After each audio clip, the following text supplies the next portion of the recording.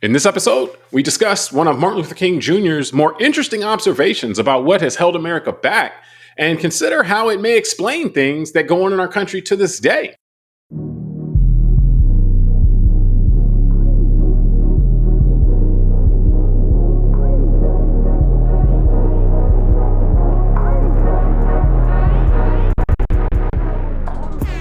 Hello, welcome to the Call Like I See It podcast. I'm James Keys, and joining me today is a man who knows dreams and nightmares are just part of life. Tunde Ogunlana. Tunde, are you ready to show the people that you ain't finished? Yeah, man, I woke up this morning and now you're making me think I might have had a nightmare. So let's see how it goes today. All right. Well, we're going to find out. So we're recording on September 30th, 2025. And today we want to discuss a section from Dr. Martin Luther King's fourth book, Where Do We Go From Here? Chaos or Community, which was published back in the 1960s, 1967, I believe. And we're focusing on a specific chapter in the book entitled Racism and White Backlash, and which, as you can imagine, has some pretty pointed observations in it. So we're going to discuss this and also the extent to which this may still be like something that applies, or that maybe America has gotten over in light of things that have happened since the book was published. So to get us started, Tunde, what do you make of King's thought? And I'm going to quote here from the book: "For the good of America, it is necessary to refute the idea that the dominant ideology in our country, even today, is freedom and equality, while racism is just an occasional departure from the norm by a few bigoted extremists." I think that sums up the American experience for a section of American citizens and people like you and I that have observed this for a long time. I mean, let's say this: you and I have observed America our whole lives. Yeah, we've been alive since the 1970s. So Dr. King was killed before we were born, and he was making his observation on the America that he saw prior to 1967, like you said, but prior to him writing this book and the history he knew. So I think we are, and I'll end on this for this answer is we are now finding ourselves at a point in 2025 when what the quote you just made is so appropriate, because instead of things like racial anxieties, let me use that word, by many in our country being something that is just temporary and passing, I think that it's a reminder of the resurgence and the permission by some leaders in our country to allow some of the population to be open bigots like they were in Dr. King's time. A reminder that this isn't just something passing that comes and goes every so often. There seems to be something fundamental in American culture that either desires this, and that's why it does rear its head more aggressively from time to time, even though it's still always a background noise in our lifetime. And I think Dr. King's life was when it was definitely more aggressive. So I would say this: the quote to me is very appropriate today.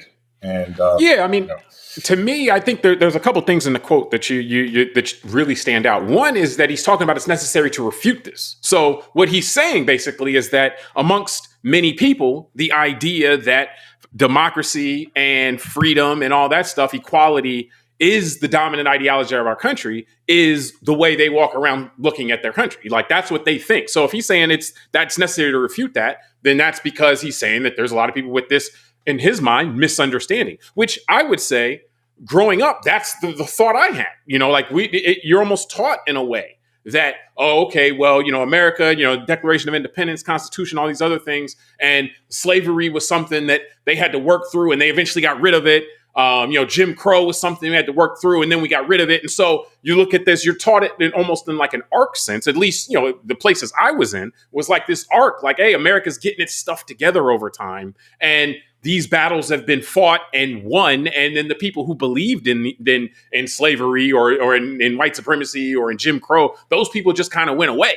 And what he's saying, basically, which really, was interesting to me because it refuted my own kind of perception that I had in my mind, was that, no, this isn't some one-way march along the path where America is started out, trying to do it. It wasn't able to do it all the way, but then it eventually was able to get over this hump and then that hump and so forth. But there's actually a tension then there's a push and pull going on, and there has been the whole time, where the some people want to pull America towards a more democratic equality type of system, and then other people may want to pull it in another direction. And those people aren't just like agreeing and saying, okay, yeah, you guys win, slavery's over, we're done, but no, the slavery was over and they did the Reconstruction. And then you had this huge backlash, the Redeemers and so forth, post Reconstruction, which is one of the more darker periods. And so, and as far as racial justice in America. So to me, like that he's talking about, you need to refute it, really makes you want to examine, okay, well,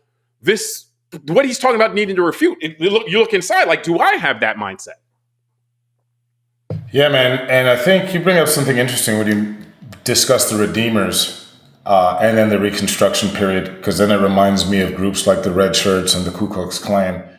And, the issue we have in the United States, I really feel, is that we're not allowed to discuss these things. And I think there's a misunderstanding by many that because of guys like you and I specifically want to discuss this, that somehow we're either complaining or we're trying to point fingers and blame people, maybe that are alive today for things that happened 100, 150 years ago. And that's not the case. The case is really that Black and white Americans are married at the hip. Both groups are deep, intertwined in the fabric of American culture and American life. So in like a marriage, in order to deal with certain things, sometimes you have to have uncomfortable discussions and have to be honest about the past and what you've been through up to this point. And therefore, with that kind of transparency, one can begin maybe some healing. And I think, living through this current morning, those type of things, that's happened in Germany, after World War II. Like there have been times in country's history where they've tried to reconcile with a past event or a past situation in order to try to move past it. And that could be helpful, to that type of thing. And I agree. I would echo your sentiment. And it's kind of like that gets to kind of the underlying point of that quote also, is that if you don't walk around understanding that there's this pull and that has gone on and may still be going on, then you may have a false sense of kind of the what ideas and what mentalities may be ascendant, how many people may hold them, and so forth. And so another thing he said in this chapter that really stood out to me was he talked about how he calls them two contradictory strains on the American psyche, and one talks about like our democratic ideals. That's something, that you as an American, a person as American can feel good about. And then this other one is kind of racism, white supremacy, just this myth of a superior people. And that one is also something that some Americans can feel good about being American about. And so, but those pull in opposite directions. And that's kind of, you get to the heart of what maybe hold America back, is that you got this at the country's core, like any nation, any group of people, any collection of people in any sense, if it's a sports team, if it's if it's a state, or if it's any kind of collection of people, an organization, usually there are some ideas that bind them together and make them feel good about being a part of what they're a part of, and all pulling in the same direction. And pointing out that in the United States, what we have two big kind of ideological frameworks that people can really subscribe to and feel good about. But the problem with that is that those things are in conflict with one another. And so that's how you end up with a nation with a civil war, or with, things like that, is because you have these two deeply held kind of identities, and, that are contradictory, but are also about how people feel, what they feel their connection is to the nation, so to speak. Yeah, and I appreciate you bringing up Germany, because I specifically wrote down a note that Germany, and then I put Nazis, right? Because we all know the story there. But the difference, and James, you're right. So here's the difference. And this is what happens when we're not allowed to discuss these things. First of all, the German people, the culture, the government, all have dealt with the Holocaust in a mature way. They know it. They don't deny that it happened. They pay homage to the fact that they did this. And they say, this was bad, and we're not going to forget it, because we don't want this to happen in Germany again. And so you're right. But there are part Germans of that is today, acknowledging that it's bad, and then acknowledging that you don't want to do it again, or you don't want it to go down that path again, which is a big part of that. But go ahead. Yeah. So the thing, though, is that with the Germans, right, I'm pretty sure there's people in Germany now, and there's a party called the AfD party that they are more that they would like to celebrate that history as something positive. And then there's the majority of Germans who don't, right? So that though it's not like there's no one in Germany that thinks the Nazis weren't good people. There are people that think that, but they don't get to dominate the conversation because Germany as a country has matured its way into a position of being on this topic. And I would say the big difference, James, and this is where really you're getting at about the two competing ideologies. The difference with Germany and America is that Germany as a country, as a culture, as a nation of people was not founded by Nazis or on Nazi ideology. That's something that came later. After Germany was already a country. They had a long history, correct. Germanic people. They've got pride and they had a long history before that. No, you're right. Yeah, the Germanic tribe, Saint Nick, the whole thing about a Christmas tree coming from Germany, the pine tree. So they have their own history and pride in that. The difference with us is we are a nation that was founded, birthed out of colonies from the British, that had people from Europe coming for several different reasons. And really, to go 30,000 feet with it, you had some for religious freedom, some for the merchant class stuff and all that. And you developed different cultures in America. So the Southern plantation culture was more feudalist, and the Northern culture was more industrious. And so the issue with that is concepts like manifest destiny developed in the American culture as part of its founding. And that's different than the Germans, because America was founded on an ideological culture that there was no one here when Europeans got here. The humans that were here were savages, the Native Americans, and that Africans, when this country was founded in 1789, were considered property. And so that's, again, James, something we've never dealt with as a country in a mature way like Germany has, to say, well, let's go back and have this conversation about who is American. Yeah. Do James and Tunde deserve to eat on the American spoils, or are we going to be second-class citizens? And since we're not allowed to talk about this history and how the country was founded, that's why we always come back to this fits and starts of these issues. So, well, you raise a good point, though. It's more difficult, conceivably in the United States, because in fact, you go back to the country's founding, and one of the points made by Dr. King in this book, in this section, is that actually the legacy of racism and white supremacy predate the legacy of democracy and equality in the United States. That stuff came around in the 1700s, late 1700s, 1770s, 1780s. You got the Declaration of Independence in the 1770s, and then, Constitution, 1780s, 90s, and so forth. And even in those, they had to make accommodations for the fact that this institution of slavery and white supremacy as kind of an ideological framework was already in place and was not going to be able to be dislodged at that moment. Whether some of the people tried to do it or wanted to do it or not, and that you had compromises, 3/5 compromise, all these other types of things that are involved in that because of that tension. And I thought the book did a good job of kind of explaining the roots of where this came from. In terms of how it was really interesting to me how he talked about how people have a difficult time. Let me say this, that he talks about how the idea of slavery and servitude in that sense started as an economic justification. He talked about the indentured servants and all those types of things. And then though that beginning, forming the beginning of slavery, which would then became lifetime slavery and then became even your descendants are slaves and all that. But that was an economic system. But that later on, people felt the need to create some kind of righteous justification for this. And so that's where the idea of white supremacy and racism came into being to justify this. So what about that part, what the observations that he had, also some of the quotes he had, he's quoting other books and so forth, what stood out to you in that part as far as how going to that evolution, because then that brings us to the point you were talking about, where at the time of the country's founding, these things are already well established. And so, yes, it's harder to have that conversation when you don't have a history that doesn't involve that stuff. That's an excellent point, because I think that's something that is forgotten when we have this discussion, because we'll often hear people rightly say that America is not a democracy, it's a constitutional republic, which it is. And so you're right that this idea of a shared, we hold the idea of a democracy, I think just not maybe the legal definition, but culturally, we think of that as kumbaya. Everybody's good. 51% of the people want something. That's how it is. And everybody's kind of has the equal ability to participate. And you're right, James, this country was founded not that way. It was founded, like you said, that there's a 3/5 clause, and there's an electoral college, and there's a Senate, which is not democratic based on representation and all that. And that's fine.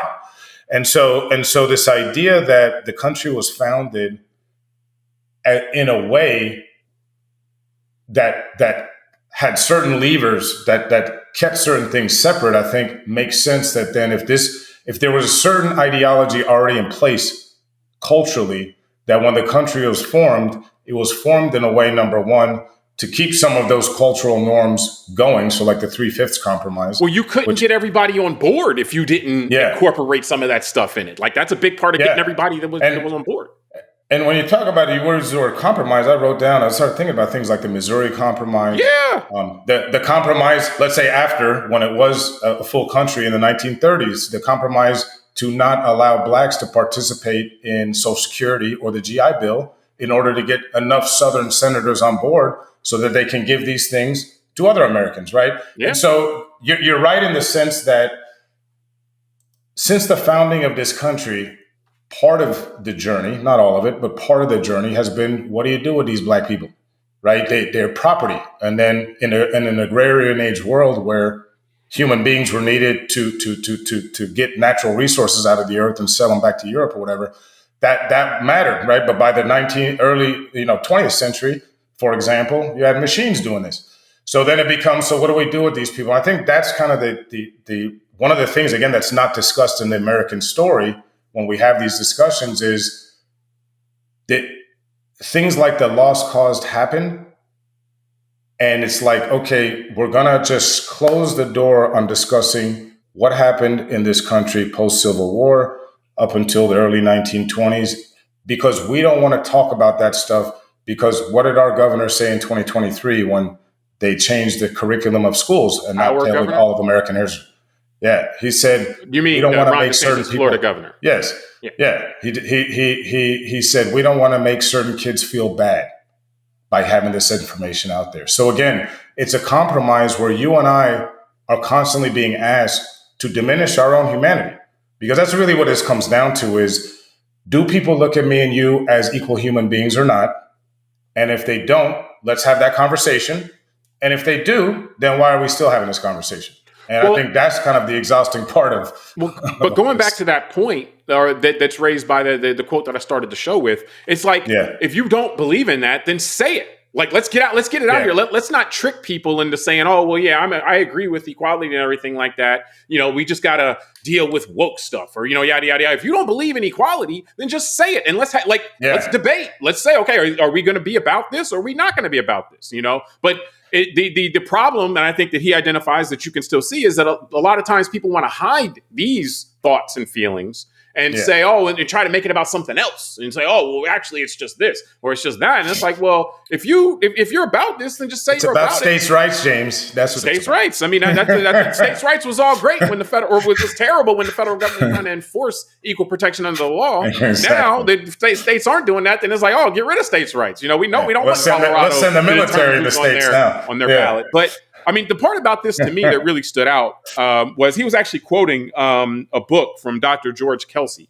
And he talks about, and in that book, Dr. Kelsey talked about how he described racism as a faith and how this is something that it's durable and resilient because in the way that it's internalized by the people who kind of adhere to that, and in this white supremacy type of ideology, is that it's not something that's based on facts or objectiveness. It's based on something that they believe, faith, unseen, and so it becomes an important part of their worldview. And so because of that, it's hard, it becomes impossible to separate that out and to have these kind of discussions about it, because it's not like something where it can be like, oh, okay, well, to me, I look at it, in the sense of like the idea of white supremacy. If you go back 100-something years, it was like, okay, well, whites are better than blacks in athletics. And then, and then part of that was they got to keep everybody separate. So once whites and blacks can compete on the same level from an athletic standpoint, that part just kind of morphs out of the ideology now. And that's just not part of it anymore. And that's kind of where it kind of resembles a faith. Like, well, God makes it rain, until we have radar and stuff like that show us exactly where the rain is coming. And then it's not, no, we don't have to sacrifice virgins in order to make it rain anymore. We can see when the rain is coming. And so that doesn't refute God. That just refutes the idea that he makes it rain. And so we'll slide that part out of what we were saying about, kind of our faith and put it, go to somewhere else, something else. And so that you have this kind of situation kind of underlying the foundation of people's identity in their belief in their country, I think is something very significant. And it makes you wonder, from King's construct, it's like, okay, well, what's going to happen? He's like, this is holding America back. And you could say that it doesn't. He says, he's careful to say, hey, just because I say this doesn't mean that he thinks that all white people are racist. And he expressly states that, hey, many white people have been involved in the March for Racial Justice the whole time. He's not saying that the country hasn't made progress. It's pointing out, again, these things that are pulling in opposite directions, which makes every bit of kind of progress towards democracy and equality a fight, one, and then two, one that pulls a backlash back also. And so, actually, that's the next thought I wanted to get to you. Is like we were like, if you go back, 10. Well, I'd like to respond to something you said, because that is a pretty good rant you just went on. Okay. No, because you talk about some important things, the idea of faith, right? And we see this in other areas of life, faith versus fact-based evidence. And so whether it's, and some we argue with and some we don't, because depending on what our emotional state is about the topic. So it's a good point you make. That's why I want to stop on it. Societies used to sacrifice people because they thought it would make, the gods happy and it would rain. In today's world, we've accepted enough scientific evidence-based, observations that the rain happens regardless of whether we sacrifice a human being or not, right? Like you said, that there's certain conditions in the earth. Not to reiterate it, but it's like that didn't mean that people then just stopped believing that the gods do anything. They just slid that part out. But if we look at it, right, we have Reconstruction was the fact-based evidence that if you allow everybody to participate, then these other people who weren't given a chance can end up, coming up as well.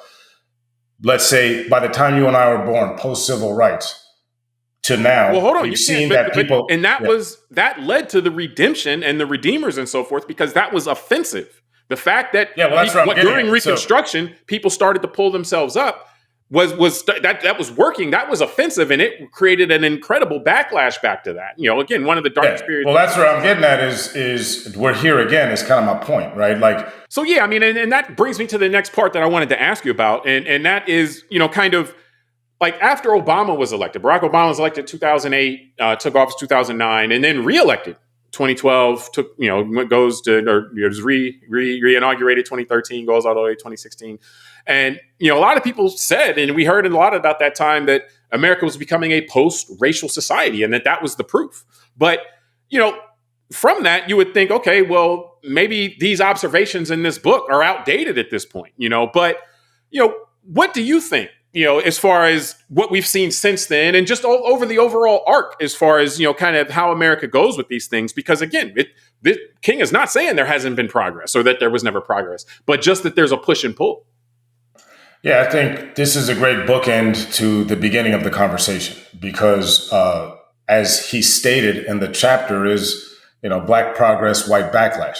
So he wrote that in 1967, and here we are in 2025, and you just made the statement, right? Barack Obama gets elected, and it creates a certain emotional state for some Americans, maybe not even a majority of Americans, but a loud vocal minority, right? And then you see that played upon by other actors. And that's why I think it's very important we mention this too, James, that these sentiments don't catch fire and begin to spread in the population without permission structures from other entities. So I could say the scaffolding that holds us up are things like cable news, like Fox News, the internet sites that do it, the politicians and other cultural leaders that end up egging on these kind of sentiments of fear. And this is why when I was a kid, right, I never heard of something called the Great Replacement. And now I do. And the reason I do hear about it now is because enough people have been, influenced on this through fear because of the backlash. So I think that's why I said it bookends well with the beginning of the discussion, because as we started the discussion, we talked about things like Reconstruction.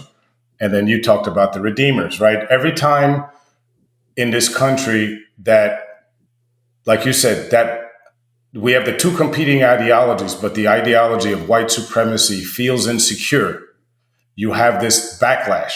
And the backlash usually ends up being bad for everybody, including white people, because the backlash really is about divide and conquer. Because then who wins, right? And this is what I'm saying, James. It doesn't escape me that we had the first Gilded Age in the 1890s to the early 20th century. Yep. And then when was the height of the Ku Klux Klan? During that same time period. To 1925. Yep. When was the height of, the most strict and draconian immigration laws that they wanted a white only immigrants? It was 1924. So it's amazing that as the people at the bottom become more fractured, money just, the guys at the top just keep making money and peeling money off of everybody, creating more scarcity, and then keep telling everyone at the bottom, hey, it's that other guy's fault. Don't look at me. So that's happening again today, right? I mean, is it a trans person's fault that inflation is still going up after it was promised not to go up? Well, you talk about the idea of transference. Like you said that in many shows, as far as, how, there are powers that like to play on that idea of transference. I don't know if you want to touch on that again, because that's directly what you're talking about. Yeah, so I appreciate that, man. So the idea of transference, just quickly, was that, people in a society can be very angry because they kind of feel that something's not right. I feel like I'm paying my taxes. I feel like I'm working, 80 hours a week. I feel like all that, but I'm not getting anywhere. I'm treading water. And so the idea of transference, that might be a correct observation, by the way. Like that, we're not saying that that's wrong. Like that they may be spot on with that kind of gut feeling. Yeah, and so the idea of transference is that then certain leaders, and this is again what George Washington warned, right? The demagogue type of leader. We did the show on Joe McCarthy. These type of people will come into power, and they will then, instead of looking at the root of the problem and saying, hey, maybe the reason why you don't have this or that is because of this or that imbalance in the system and this nuance, whatever, it's these people's fault. Because I know you're angry, and you're angry, it's because of them. And I think we've just lived through that, James, you and I. Let me jump on that, because the thing is also, remember, the audience is very receptive to that as well, because it's much easier to attack someone who's below you, so to speak, to kick down. If they say, hey, the reason you don't have any money is because the rich people are taking all the money and accumulating it all for themselves, and they're not allowing it to distribute in a more equitable way throughout society. If they said that, then it's like, oh man, we got to take on the rich people, and that's very hard, like that, no matter how much you organize anything like that. Or it's like, hey, if the reason we don't have anything is because of the poor people, it's like, oh well, yeah, or the marginalized people is the reason we don't have anything. It's like, oh yeah, those are easy people to attack, So if there's a receptive audience to saying, no, you don't have to attack the stronger people, you can attack the weaker people, so relatively, so to speak, like marginalized is a better way to put that. But on this part, to me, I mean, I think that as you've kind of pointed out, what we've seen has more so supported what Dr. King has talked about over the last 10, 15 years with the election of Obama. Yeah. And like, this was really, I saw something, I don't know if you sent it to me or, if I sent it to you or what, but I saw some comments from Megyn Kelly, and it was after, like you have, a conservative, kind of activist and really person who was thought very highly of, he gets shot, murdered, and people are trying to make sense of this. The person who shot him wasn't they wanted it to be somebody who, represented the avatar of all their fears and hates, and it wasn't. And so people were really confused. And Megyn Kelly goes up and says, like, literally, she's saying, and I'm quoting here, we haven't felt like ourselves since Barack Obama, and then she goes through, oh, he's a slick snake. And it's, that to me was it was really striking, because it seemed like a moment of honesty, and she goes as far as to connect and say that Donald Trump is their kind of what they needed after what happened with Obama. So, if you back that up to what some of the things that King talks about, or the author, that Dr. Kelsey that he cited, if you back that up and to talk about this, as a, like racism or white supremacy as a faith, or how this is a ideology, so to speak, a competing strain for the American psyche, if you acknowledge that may be true, or if you accept that may be true, how would the people who have been pulling away from equality and democracy, who may subscribe to the other ideology, how would they feel if somebody like Barack Obama is at the highest office in the land? That would be world shattering to them. Like that's that would be like their religion being completely stepped on. So saying you haven't been yourself since then, and that you need kind of somebody who's not very qualified and kind of uncouth and mean, like you need somebody that like that to kind of get this feeling out of you, to work this out. That kind of laid out like, man, Dr. King is spot on with this, in terms of how that backlash follows any hint of what he would consider, what I would consider progress. So, man, this is good. Now you got me going. So, because I got so much going through my head, I apologize, James. Well, you're going to have to organize it all over the place. Yeah, I know. So, what you just said, I feel like January 6th was a big moment for me in realizing that, because I was rationalizing it at first and thinking, well, first of all, just the event itself was like, wow, okay, people storming the Capitol, all this in the hallways and whatever, and breaking glass and hurting cops. So you would think like, all right, everybody sees this and sees what it is. And I think it was the kind of months after that when all the retelling of the story, again, Lost Cause 2.0, trying to retell history that opposite of what actually we saw.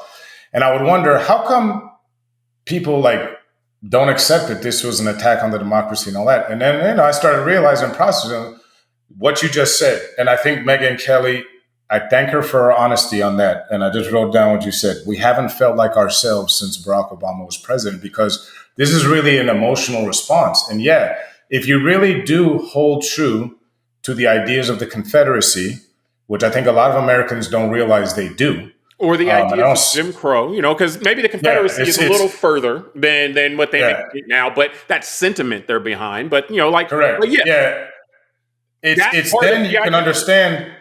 Yeah, then you can understand that, hey, if I believe that my group is the only one that's the real Americans, right? And people like James and Tunde, I don't care if James can trace his family roots to 1680, and my family got here in the 1890s, I still feel I'm more American to him because of how he looks. Then yeah, you are going to storm your Capitol, because the fact that Obama was president means the system already failed.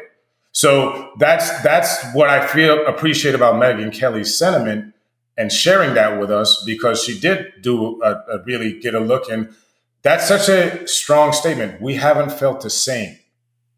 I don't agree with his politics. She tried to clean it up a little bit after, like, related to this is Obamacare, and it's like, yo, that's not what you said at the beginning. I know, exactly. What you said.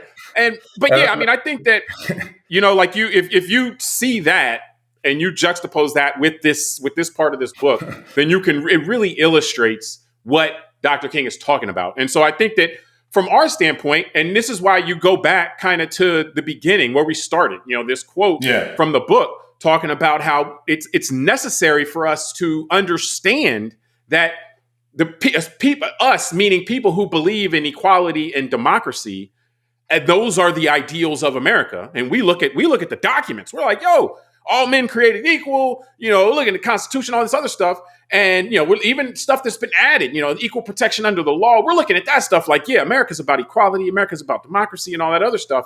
We have to shake from our minds that that's the only ideology and that everybody subscribes to that. There are people who that stuff is cool and all, as long as this other stuff, this hierarchy is in place that makes sure that that is controlling how the democracy and the equality is kind of implemented, so we can't walk around thinking, or we have to, we have to refute the idea that everybody is pulling in the same direction, and recognize that throughout history, there has been a pull in both directions, and there has been progress. There have been many people on the democracy and equality side from all races, all colors, all creeds that have pulled and done an amazing job, as far as bringing America to a better place, at least a better place for people who believe in democracy and equality. But that's not the only pull that's happening here. And so I think that's why I started there. And I want to end there too, because that's the thing from this chapter the whole book is good, but we want to focus on Yeah. just this chapter and kind of look at how that informs recent events, and how people can have these like very outsized reactions, like if ideological leaders of kind of a white supremacy ideology, if a white supremacist thought leader, an ideological leader is killed, you're going to see a reaction that people who don't subscribe to that ideology might be like, what's going on here? Like why would that happen like that? And, like it makes more sense in this context though. So I'm gonna wrap us up, man. Any last thoughts? Yeah, I think your point is well taken. And I think that's the forever argument that we've had in this country, which is what's the definition of a white supremacist, right? Because a lot of people I've talked to and recently seem to have a different definition than I do, even though the rhetoric that comes out of certain people's mouth is that of a kind of almost a eugenics style look at humans, that there are differences that are fundamental based on race, and that we should have a caste system based on that. And so that's where I think there's just this frustration with, I think, American culture and many Americans with what is it that they want, and why can't they be honest about it?